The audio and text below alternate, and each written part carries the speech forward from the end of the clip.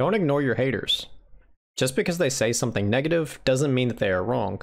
Of course, this depends on your goals. If you don't care about improving in League and you're just playing for fun, then you completely ignore this video. It doesn't really matter. However, if you've ever watched any of my other videos, you should be able to tell that that's what I'm focused on with my channel, helping people improve as best as they can, whether it be from a knowledge standpoint or from a mental standpoint. An important thing to distinguish with this video is that I'm referring specifically to haters and not trolls. They are two different things. A hater is someone that is saying something negative in poor faith, but a troll is simply just trying to mess with you. Their take is not genuine, and so you should ignore them. There's typically not any value to gain from them. Don't waste the energy. If you've ever played solo queue and you've had someone get really mad at you, or even if you've watched a streamer and you saw them get really mad at somebody, that's a great time to actually listen to what they're saying. I'm not saying that you should 100% assume that they're correct, but you should give them the benefit of the doubt and try to understand why they're angry, and if there is some validity in what they're saying. Perhaps they're a little bit delusional, but it could give you a clue into what you could be doing better in your own games. I have one of my own examples. I was playing top lane and my jungler was really upset with me. He said all kinds of nasty things, but one thing that he said stuck out to me. He pointed out that I could have warded the enemy top side when the enemy jungler and everybody else had shown on our bot side. So I knew I wasn't at a risk to get the ward, and it was in a matchup where I wouldn't be pushing early, so I didn't really need the ward. I also knew that it was unlikely for me to get dove, so I didn't need a defensive ward either.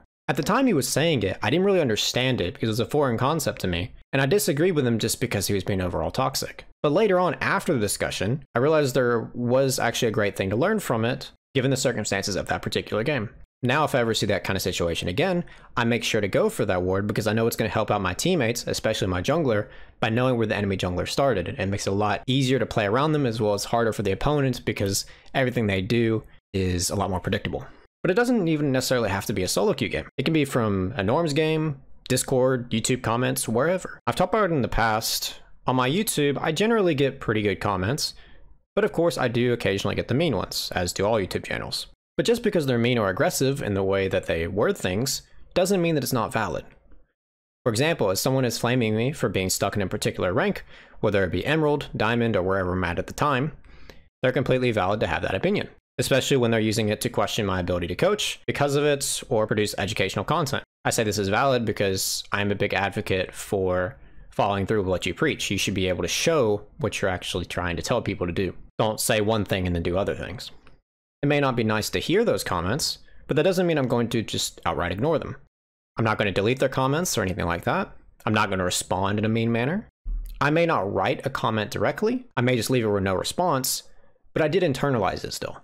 Because if I were to respond, it's just going to come off as aggressive whether I'm trying to or not. I don't ever delete any comments from my YouTube videos, and I intend to keep it that way for that exact reason. If someone wants to critique something that I said or do, then I fully want them to be able to do that. Sometimes YouTube deletes comments for no reason.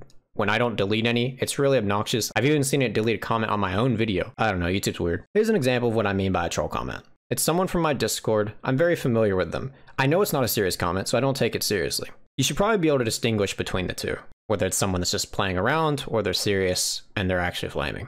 If they are being serious and you don't think it's the most outrageous claim in the world, try to think about it for a little bit. You don't necessarily have to accept it immediately, but try to be open-minded and consider where what they're saying could be valid, or at least try to understand their perspective of the situation.